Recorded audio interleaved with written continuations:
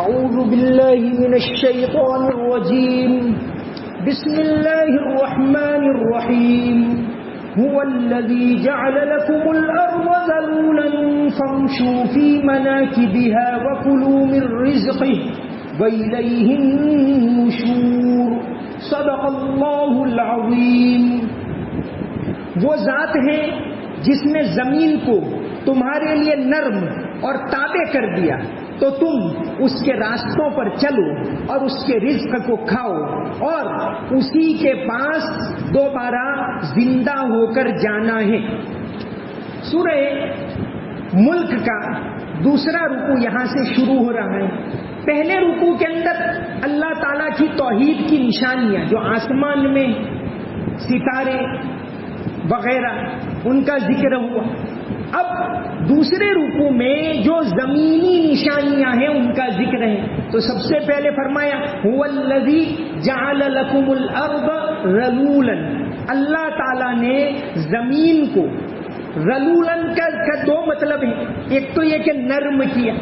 مفتی شفیع صاحب رحمۃ اللہ علیہ لکھتے ہیں اس آیت کی تفسیر میں کہ اللہ تعالیٰ نے زمین نہ تو روئی اور کیچڑ جیسی نرم بنائی کہ اس کے اوپر چلنا ہی دشوار ہو جائے، اور نہ اللہ تعالیٰ نے زمین پتھر جیسی سخت بنائی کہ اس کے اوپر کھیتی نہ ہو سکے، درخت نہ اگ سکے، بلکہ زمین کو اللہ تبارک و تعالیٰ نے اتنی نرم بنایا کہ ایک معمولی سا بیج اس کے اندر سے ایک معمولی سی کب جو ہوتی ہے جڑ ہوتی ہے وہ بھی آہستہ سے باہر نکل جاتی ہے، اور ایک لحاظ سے اتنی سخت ہے کہ انسان اس کے اوپر چلتا ہے تو آسانی سے چلتا ہے، اس کا پاؤں اس کے اندر دھستا نہیں ہے. تو فرمایا هو الذی جعل لکم الارض ذلولا. وہی ذات ہے جس نے تمہارے لیے زمین کو نرم بھی بنایا اور تمہارے تابع بھی کر دیا. فامشوا فی مناکبہا. تو تم اس کے راستوں کے اوپر چلو. زمین کے اوپر انسان نے راستے بنائے، اللہ تعالیٰ نے زمین اس کے حوالے کر دی کہ جا اب تو اس سے فائدہ اٹھا، کیونکہ اللہ تعالیٰ نے انسان کو زمین کے اوپر اپنا نائب بنایا ہے. جیسا کہ سورہ بقرہ کے اندر ہے کہ انی جاعل فی الارض خلیفہ. اللہ تعالیٰ نے انسان کو زمین کے اوپر اپنا نائب بنایا تو اب زمین اس کے حوالے کر دی. تو انسان نے زمین کے اوپر راستے بنائے. راستوں کے حقوق بہت اہم ہے. یہاں فرمایا فامشوا فی مناکبہا. اس کے کندھوں پر، یہ لفظی ترجمہ ہوتا ہے اس کے کندھوں پر سوار ہو کر تم چلو، یعنی اس کے راستوں کے اوپر چلو. راستوں کے حقوق بہت زیادہ اہم ہیں اور راستوں کے بارے میں ہماری غفلت بہت زیادہ ہے. ہم راستوں کے حقوق ادا کرنے کی طرف کوئی توجہ نہیں دیتے. حالانکہ دین اسلام کی تعلیم تو یہ، نبی کریم صلی اللہ علیہ وسلم نے فرمایا کہ راستوں سے تکلیف دینے والی چیز کو ہٹانا یہ ایمان کا ایک شعبہ ہے. ایمان کے جو 70 شعبے ذکر فرمائے اس میں ایک فرمایا کہ راستے میں اگر کوئی تکلیف دینے والی چیز اس کو ہٹانا. تکلیف دینے والی چیز ڈالنا نہیں، اگر کسی نے ڈالی ہے، کوئی چھلکا ڈال دیا، کوئی راستے میں گڑھا ہو گیا، ہم نے اس کو دور کر دیا کہ بھئی آنے جانے والوں کو تکلیف ہوتی ہے، تو یہ بھی صدقہ ہے. صدقہ صرف یہ نہیں ہے کہ آدمی کوئی غریب کو 50 روپے دے دے تو یہ صدقہ نہیں ہے. نبی کریم صلی اللہ علیہ وسلم نے فرمایا کہ راستے سے تکلیف دینے والی چیز کو ہٹانا صدقہ نہیں، صدقے سے بڑھ کر اس کو بتایا کہ ایمان کا ایک حصہ ہے، ایمان کا شعبہ ہے کہ راستے میں تکلیف دینے والی چیز کو دور کریں. اب اس سلسلے میں ہم غور کریں کہ ہم اس سلسلے میں کتنی زیادہ کوتاہی برتتے. ہماری جو فقہ کی کتاب ہے، حنفی فقہ کی کتاب ہدایہ، اس کے اندر مستقل ایک باب ہے، باب ما یحدثہ الرجل فی الطریق، کہ راستے کے اندر آدمی کیا کر سکتا ہے کیا نہیں کر سکتا. یہاں تک کہ مسئلہ یہ کہ راستے میں ہماری جتنی زمین ہے اس سے زیادہ 1 انچ بھی ہم نہیں بنا سکتے. ایک تو یہ راستے میں اگر ہوا میں بناتے ہیں جیسے چھجا وغیرہ نکالتے تو اس میں بھی یہ شرط لگائی کہ آپ اس طرح نکالو کہ کوئی تکلیف کسی کو نہ ہو. جیسے کہ آج کے زمانے میں سواریاں وغیرہ گزرتی تو ان کو بھی کوئی تکلیف نہیں ہونی چاہیے. اس شرط کے ساتھ بنانے کی اجازت. اب اپنے گھر کے آگے پارکنگ وغیرہ کرتے ہیں تو یہ اس شرط کے ساتھ کرو کہ کوئی کسی کو تکلیف نہ ہو. اب ہم دیکھیں کہ گھر کے آگے وہ تو اپنا ہی سمجھتے ہوں کہ یہ تو ہمارا ہی، حالانکہ ہمارا نہیں ہے، ہماری مالکی نہیں. اور بازاروں کے اندر ہم دیکھیں سب سے زیادہ مسلمان دوسروں کو تکلیف پہنچا رہا ہے.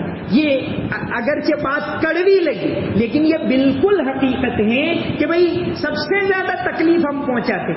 4 بائک پارک ہیں 5ویں روڈ پر رکھ دیں گے، ہم کو یہ بھی خیال نہیں کہ وہ کیسے نکالے گا، اور ہم کو یہ بھی خیال نہیں کہ آنے والا اور جانے والا کیسے جائے گا، اور ہم پارک کر کے بیٹھے ہیں دکان کے اوٹے کے اوپر اور کسی بائک والے کو یا کسی رکشہ والے کو کسی ٹرک والے کو تکلیف ہو رہی ہے تو ہم اتنی بھی تکلیف نہیں لیتے کہ لاؤ جا کر میں میری گاڑی تو ہٹا دوں.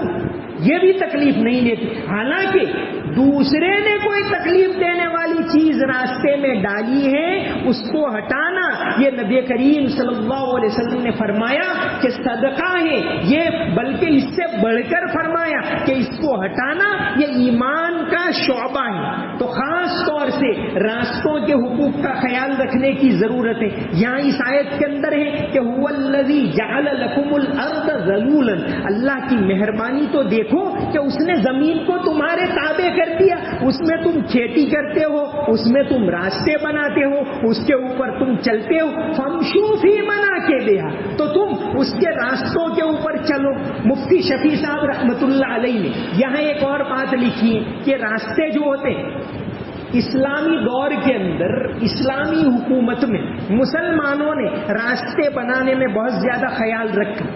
شیر شاہ سوری جو ایک بادشاہ گزرا ہے مغلیہ دور کے اندر 1540 سے 1545 تک یہ بادشاہ رہا 5 سال. لیکن اس کے کارنامے آج بھی ہندوستان میں جو کرنسی روپیہ چلتی ہے روپیہ نام کی کرنسی شیر شاہ سوری نے شروع کی تھی. بڑا نیک آدمی بھی تھا، بڑا انٹیلیجنٹ تھا شیر شاہ سوری.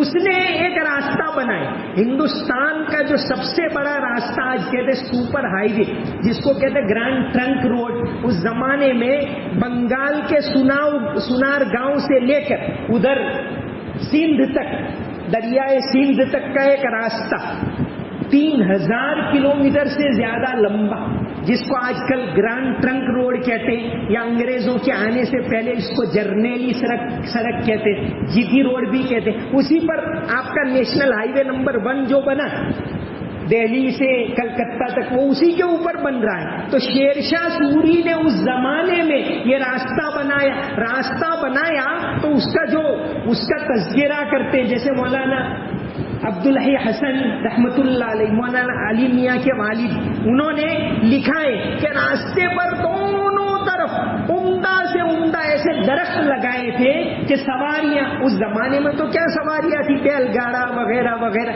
تو سواریاں تو تھی پیدل چلنے والے کو بھی یہ محسوس نہ ہو کہ کوئی تکلیف ہو رہی ہے کوئی گرمی ہو رہی. ہر چند کلومیٹر کے اوپر پانی کا انتظام. یہ راستہ گرانڈ ٹرنک روڈ جس کو انگریزوں نے نام دیا نیشنل ہائی وے نمبر 1 یہ شیر شاہ سوری نے بنوایا.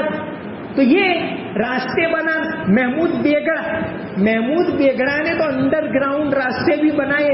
اللہ تعالیٰ نے زمین کو کیسا انسان کے لیے نرم بنائی.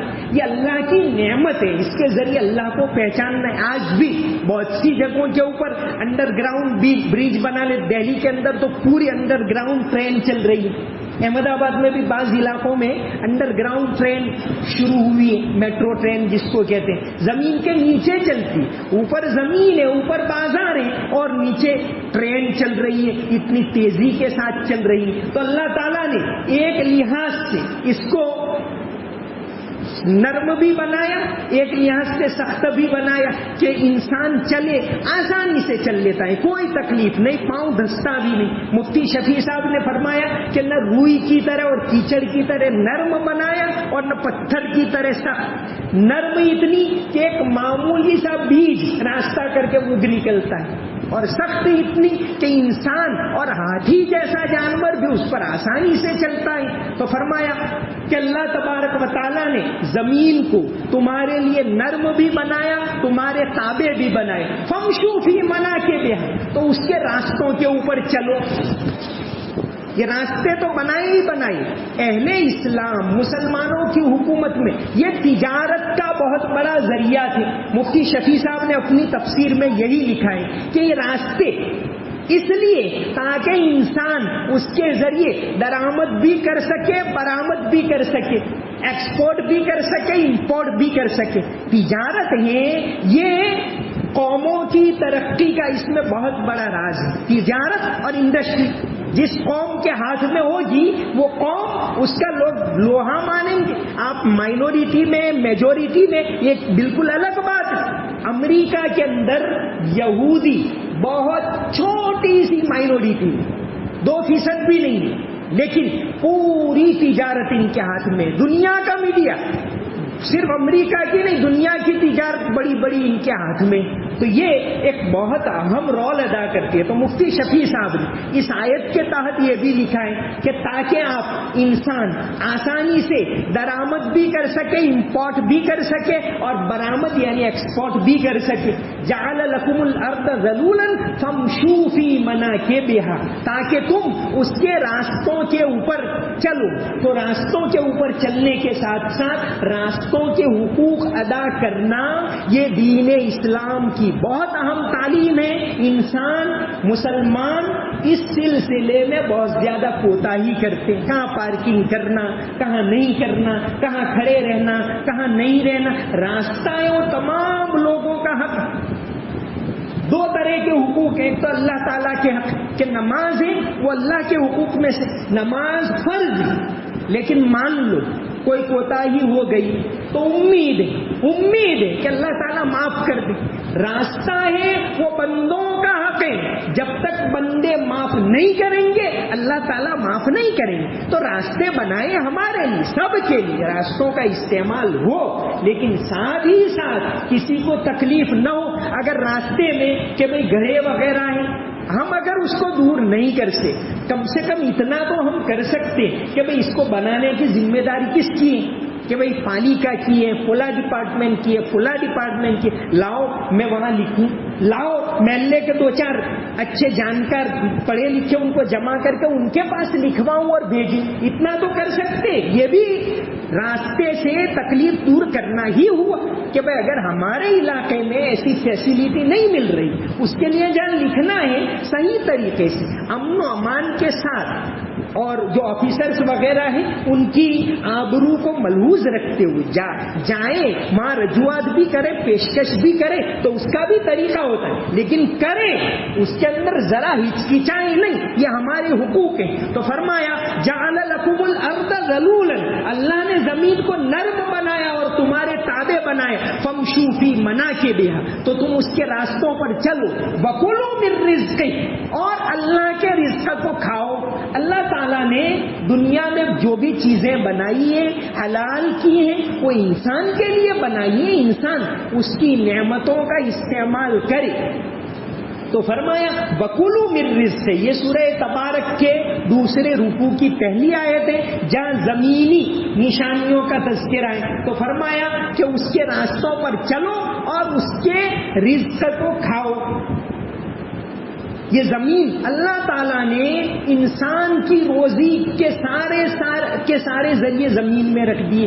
کھیتی زمین میں، ساری کی ساری دھاتیں زمین سے نکلتی ہیں، پیٹرول وغیرہ زمین سے، پانی زمین سے۔ تو اللہ تعالیٰ نے زمین میں کتنے خزانے رکھے۔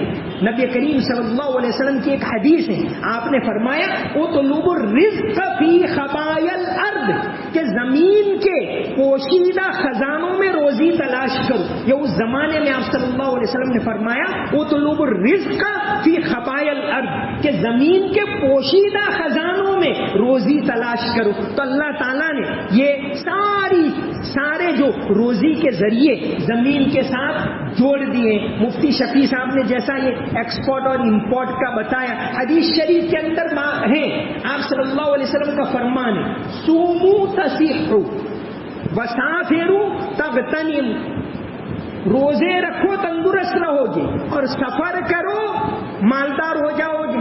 سومو تصیحو, روزے رکھو تندرست رہو گے.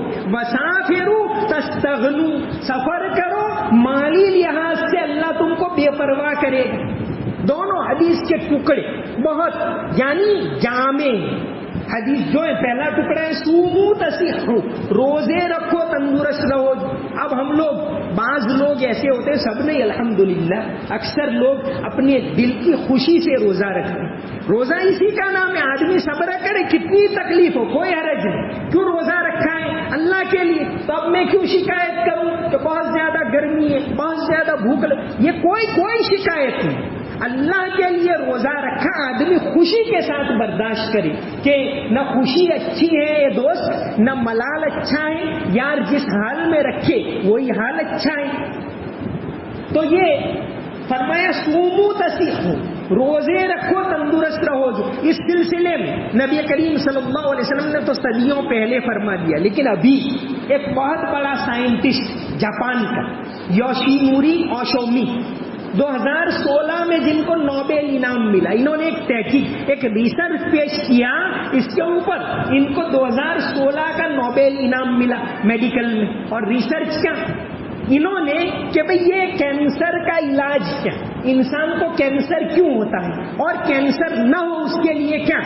تو انہوں نے ایک ریسرچ پیش کیا کہ انسان سال میں 25 دن بھوکا رہے. جب بھوکا رہتا ہے, ان کی یہ ایک ٹیکنیکل لفظ ہے, اس کو کہتے ہیں آٹوفیگی, سائنس کی زبان میں اس کو کہتے ہیں آٹوفیگی.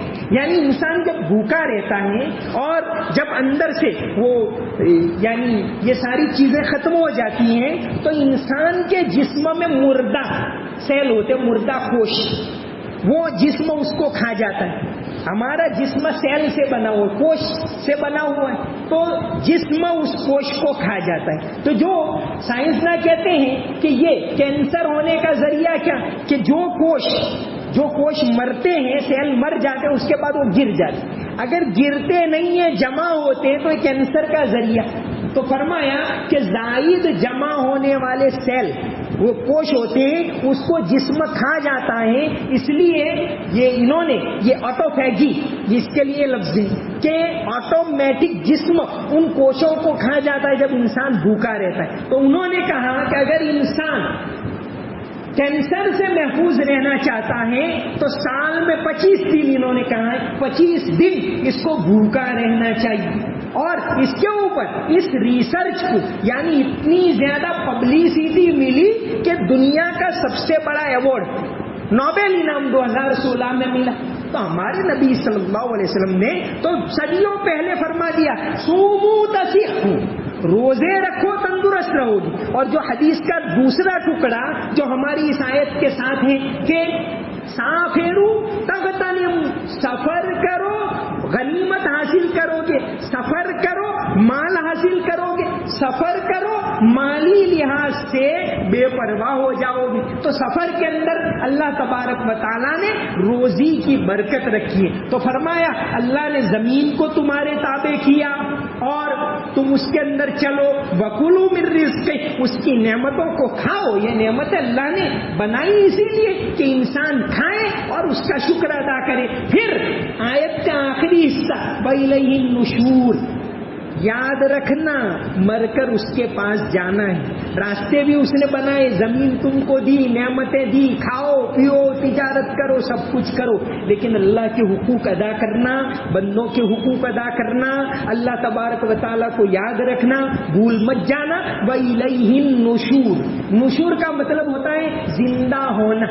جیسے ہم دعا میں پڑھتے صبح اٹھتے الحمدللہ الذی, تمام تعریفیں اس اللہ کے لیے, احیانا بعد ما اماتنا کہ اس نے موت کے بعد ہم کو دوبارہ زندگی دی، وَإِلَيْهِ النُّشُورُ اور مر کر پھر اس کے پاس جانا ہے. تو یہ اس آیت میں لفظ ہے جو ہم دعا پڑھتے وہ لفظ یہاں ہے کہ وَكُلُوا مِن رِزْقِهِ تم اس کے رزق کو کھاؤ، وَإِلَيْهِ النُّشُورُ اور یاد رکھو مرنے کے بعد اس کے پاس جانا ہے، اس کو زندگی کا حساب دینا ہے، اس کو یاد رکھنا. وَمَا عَلَيْنَا إِلَّا الْبَلَاغُ الْمُبِينُ.